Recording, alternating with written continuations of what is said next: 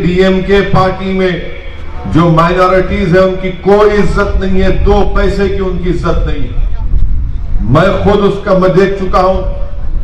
DMK party के minority president doctor Mastan Hyderabad को आए, स्टालिन का पैगाम लेकर मेरे पास आए और आकर कहा कि ओवैसी साहब, हमारे लीडर ये चाहते हैं कि डीएमके के माइनॉरिटी कन्वेंशन में आप शिरकत करें, आप हमारे लीडर के बाजू बैठे, हम आपसे अलायंस करेंगे। मैंने उनसे पूछा कि सर, मैं तो आपके पास नहीं गया, आप मेरे पास आए। तो बोले हाँ, हम आपके पास आए, मेरा उत्तर प्रदेश का प्रोग्राम था, इन्होंने कैंसिल करवाया और तमिलनाडु जब चेन्नई पहुंचे अपने ही टीवी चैनल पर पूरा दिखाया और उसके 2 घंटे के बाद कह दिया कि मैं असदुद्दीन ओवैसी से मिला ही नहीं, ना कोई बातचीत हुई।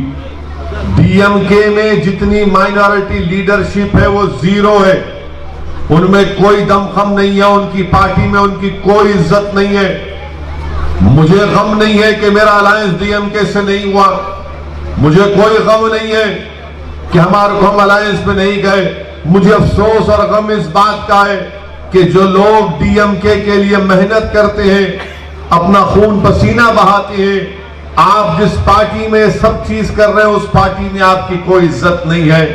मैं डॉक्टर मस्तान से कहना चाहता हूं, मस्तान साहब, मैं वानियम्बाड़ी में खड़े होकर और तमिलनाडु के हर जलसे में यह बात बोलूंगा, आपको चैलेंज कर रहा हूं, मेरी एक एक बात में सच्चाई है, अगर नहीं है तो आप प्रेस कॉन्फ्रेंस लेकर बताओ।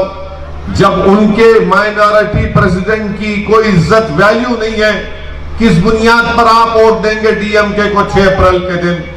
मुझे कोई फिक्र नहीं है कि अलायंस नहीं हुआ, मुझे कोई इसकी फिक्र नहीं है, ना गम है, ना मैं मोहताज था किसी सियासी पार्टी का, ना कभी रहूंगा इंशाअल्लाह ताला। मैं हमेशा मोहताज हूं और रहूंगा अल्लाह का। अल्लाह हमारे लिए काफी है। मैं अगर कामयाब होऊंगा तो अल्लाह के फजल व करम से कामयाब होऊंगा और आपके दुआओं से, आपके वोट से इंशाअल्लाह ताला आप वकील साहब को यहाँ के एमएलए बनाकर तमिलनाडु के असेंबली में भिजाएंगे। इनकी पार्टी में इनकी इज्जत नहीं है और आज आप आकर हमको बी टीम का इन पर इल्जाम लगाते हैं। मेरे अजीज दोस्तों और बुजुर्गों, वही हाल एडीएमके में है।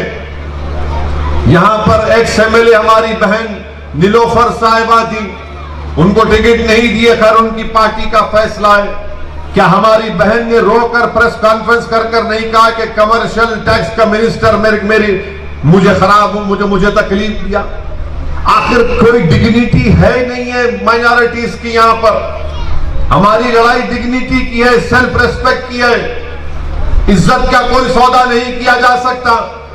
इसीलिए मैं आपसे अपील करने आया हूं कि आप मुत्तहदा तौर पर इस अलायंस के उम्मीदवारों को कामयाब करिए। वानियम्बाड़ी से आप जनाब वकील साहब को अपना एक वोट देकर कामयाब करिए और मुझ पर इल्जाम लगाने वाले बी टीम का पिछले 6.5 साल से बीजेपी की हुकूमत है। हर कानून की मैंने मुखालिफत की। ट्रिपल तलाक का कानून आया, जब पहली मर्तबा 2014 में ट्रिपल तलाक का कानून आया तो क्या यह कांग्रेस पार्टी ने सपोर्ट नहीं किया था? बाद में 2019 में आया तो कांग्रेस पार्टी ने अपना पोजीशन बदल दिया। यूएपीए का कानून आया, मैंने मुखालिफत की। आरटीआई का कानून आया, हमने बीजेपी का अपोज किया। सीएए का कानून आया तो सारी दुनिया ने देखा कि मजलिस इत्तेहादुल मुस्लिमीन ने नरेंद्र मोदी और एनडीए के 300 से ज्यादा एमपीज के सामने मैंने खड़े होकर यह कहा कि सीएए का कानून भारत के कॉन्स्टिट्यूशन के खिलाफ है, वो कॉन्स्टिट्यूशन जिसको बाबा साहेब अम्बेडकर ने बनाया उसके खिलाफ है। और मैंने बीजेपी के 300 एमपीज के सामने उस कानून को फाड़ कर कहा यह काला कानून है, उसको नहीं मानते। आप बताइए कि हर चीज में हम बीजेपी की मुखालिफत करते हैं तो आखिर इनको गुस्सा क्या है? इनको गुस्सा यह है कि मजलिस इत्तेहादुल मुस्लिमीन कैसे इलेक्शन लड़ती है, मजलिस क्यों हमारे सामने खड़े होती है। ये चाहते हैं कि हम इलेक्शन ना लड़े, बल्कि मजलिस के खिलाफ इल्जाम लगाकर पैगाम आपको दे रहे हैं कि तुम कभी हमारे खिलाफ नहीं लड़ना, तुम्हारा काम हमारी गुलामी है, तुम्हारा काम यह है कि तुम अपनी आंखों को नीचे रखकर जैसा हुक्म दे तुम उस तरह से अपनी जिंदगी गुजारो। मैं आपसे कह रहा हूं मेरे अजीज दोस्तों, यहां से हम इलेक्शन लड़ रहे हैं, यहां से मैं हमारा कैंडिडेट वकील है, ये लड़ाई यकीनन हमारी पार्टी की, हमारे उम्मीदवार की है, यकीनन ये लड़ाई हमारी पार्टी की, हमारे अलायंस की लड़ाई है। मगर याद रखिए ये लड़ाई मुस्तकबिल की लड़ाई है। मुस्तकबिल की लड़ाई इसलिए कि कोई जिंदगी का भरोसा नहीं, कल आज मैं हूं कल नहीं रहूंगा, मगर मेरी कोशिश ये कि मेरी इस दुनिया से चले जाने के बाद भी आपकी आवाज, आपकी सियासी ताकत बरकरार रहे। और उस काम के लिए आपसे अपील करने आया हूं कि 6 तारीख के दिन आप अपना एक वोट जनाब वकील साहब के अपने इस्तेमाल करें। याद रखिए बगैर पॉलिटिकल आवाज के, बगैर पॉलिटिकल लीडरशिप के आपको कोई नहीं पूछने वाला है। आपसे मैं अपील कर रहा हूं कि डर की बुनियाद पर नहीं, डर की बुनियाद पर वकील को वोट मत दीजिए, किसी पार्टी को वोट मत दीजिए। उम्मीद की बुनियाद पर पूरे पुरुम्मीद होकर आप अपना एक वोट जनाब वकील साहब को दीजिए।